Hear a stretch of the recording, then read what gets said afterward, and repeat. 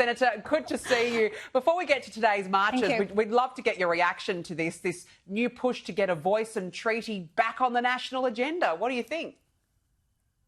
I'm totally opposed to it. We've had the referendum. They've been told that people aren't interested in putting it into the Constitution, but they're saying now they're not interested in the Constitution. They want about truth and they want to set it all up, and treaty and truth. Well, let's face the facts, OK?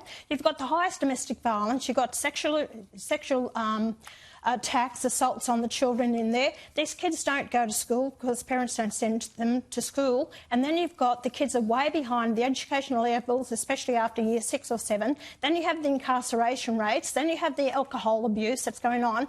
And you know who's to blame for all this? White Australians. It's all our fault. And that's what they keep saying all the time. And I've had a gutful of it.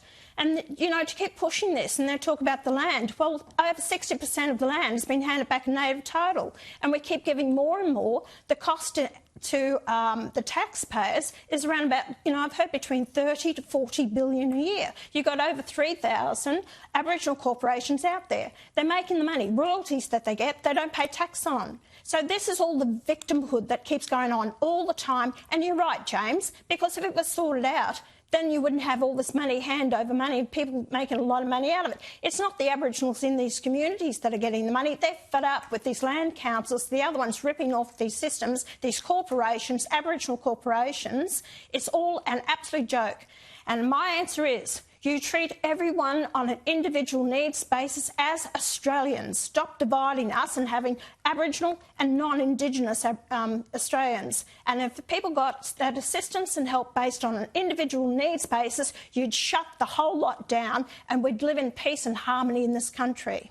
Yeah, you're absolutely right. If we helped people according to need rather than according to race, not only would we help people, but we'd have unity in this nation, which we all want. Let's talk about the March for Australia rallies across the country today. I know you took part in the one in Canberra. So people will watch news reports, but let's hear from you. You were there.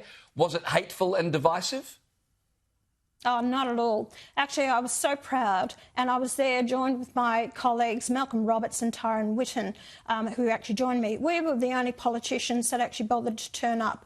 It wasn't about us being politicians. We were there as grassroots Australians, standing up with pride in our nation, in our flag, who we are as Australians, and to actually, you know, realise our protest to the rest of Australia and the politicians. We're fed up with the mass migration and the effects that it's having on just ordinary Australians out there, and the impacts it's having on them, their life, you know, with housing, with health, infrastructure, and the list goes on, the cost of living. So Australians have had enough, but the governments, and I'd say this present Labor government plus the previous government as well, no one's interested.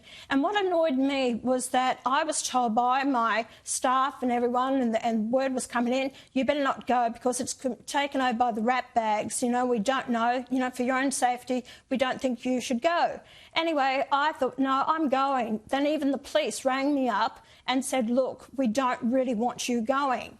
They said there's other protesters that are going there. And I said, I'm not there to cause any trouble. I said, if any trouble's going to be had, go and arrest the other protesters. Let Australians get out there and wave the Australian flag and show pride. Why should we, as Australians, be shut down, told we shouldn't attend these things, yet you allow the Palestinian marches every weekend for the last 2 years that's been held on the streets, and they're destructive. They're vicious, and they're flying the Hamas flags and terrorist flags, and what they're pushing, it's got nothing to do with, you know, the quiet protests that happened today, which I was so proud to be part of, and I'm glad I went. Well, good on you for going. I mean, as we said earlier, all the politicians, the majority said, oh, it's divisive, it's hateful to go to these marches. But the reality is, Senator, it's not hateful nor is it divisive to wave the Australian flag or to love your country or to be genuinely worried about the state of affairs right now in Australia when, as you said, you've got terror flags being waved so brazenly. But why are people so scared to take a stand on this? Well, they're scared because they think that you're taken over by the neo-Nazis. People don't want to be involved with people who are racist and neo-Nazis. It's got nothing about the culture or the migrants that have come here. It's about the numbers that are coming here to Australia and the impact. You know, these politicians are so gutless. They really are. That's why I don't have much time for any of them, because they don't have the pride in their hearts to get out there and stand amongst the people. And if the people are going to have a go at them, then so be it. because you're getting abused because of your legislation, the laws that you've brought into this country is impacting the lives of Australians, but they haven't got the guts to get out there. And, you know, if you're prepared to be a Member of Parliament, be prepared to get out and mix with it. And they never did also during the COVID rally. I went up there amongst the people during that period of time. And I'm prepared because I'll stand on my dig for what I believe in and prepared to stand up for it. They won't. Senator, I'm keen to get your thoughts on where this goes from here. Big rallies across the country today. Is this a one-off, do you think, or is this going to become something that we see increasing in frequency? Look, if it keeps going the way it's going, I wouldn't be surprised if more rallies are organised, because people will get the message today, gee, there wasn't the hateful protest you have in Melbourne, but have a look at the city of Melbourne. It's absolutely a basket case down there. But the police and the governments there have allowed this hateful protest to go on every weekend, and it should have been stopped. So Australians will want to get out there now that they know these peaceful rallies can be held around the country and feel that they show their support. To be Australian, be proud of it. The new migrants that joined us today, it was wonderful to see. They're embracing me. You know, I think I'm racist against Asians. Who else am I getting hugs and kisses from? The Asian people. But they're Australians to me. They're proud to be Australians. And I think that's what it's all about, to embrace these people who've come here for a new way of life. As I said to them, if you don't love this country, if you don't want a part of it, if you don't want to assimilate, then I'll be the one to take you to the airport and put you on a plane and wave you hooray. Well, Senator Pauline Hanson, we always love having you on the program. Yeah. Thanks so much for your time tonight.